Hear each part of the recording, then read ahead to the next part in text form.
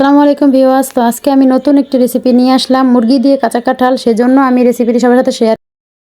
এইজন্য আমি ছোট সাইজের একটা কাঁঠাল নিয়ে ভালোমতো মাঝখান দিয়ে কেটে 2 ভাগ করে 1 ভাগ আমি ভালোমতো ছোট ছোট করে পিস করে পানিতে কষটা যেন না হয় একটু ভাপিয়ে নিয়েছি নুন আর হলুদ দিয়ে।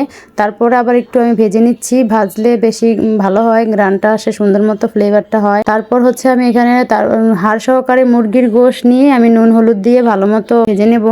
ভেজে নেওয়ার পরে আমি এখানে তেলের ভিতরে একটু পেঁয়াজ দিয়ে ভালোমতো ভেজে তারপরে এখানে আমি 1.5 চামচ পরিমাণ হচ্ছে রসুন আর হচ্ছে আদা 1 চামচ আর হচ্ছে 1 চামচ করে হলুদ, মরিচ আর হচ্ছে ধনিয়া জিরা এগুলি মিক্স করে আর হচ্ছে লবণ পরিমাণ মতো দিয়ে তারপরে আমি এখানে গরম মশলা দিয়ে দিলাম, এলাচ দারচিনি তেজপাতা আর হচ্ছে দিয়ে ভালোমতো কষিয়ে আমি মুরগিটা দিয়ে তারপরে আবারও ভালোমতো ভাজা কাঁঠালটা আমি আবার দিয়ে দিলাম, দিয়ে ভালোমতো কষিয়ে তারপর এখানে পানি দিয়ে দিলাম পরিমাণ মতো। আমার যেহেতু এটা ভাজা দোনোটাই, সেজন্য বেশি পানির দরকার নাই, প্রয়োজন হয় না, অল্প পানিতেই সেদ্ধ হয়ে যায়। এই হচ্ছে আমি ফ্লেভারের জন্য আর কি কাঁচামরিচটা দিছি। তো কেমন হইলো আমার রেসিপিটি সবাই বলবেন। তো ভালো লাগলে সবাই ফলো দিয়ে যাবেন, লাইক কমেন্ট করবেন। তো সবারকে ধন্যবাদ। আল্লাহ হাফেজ।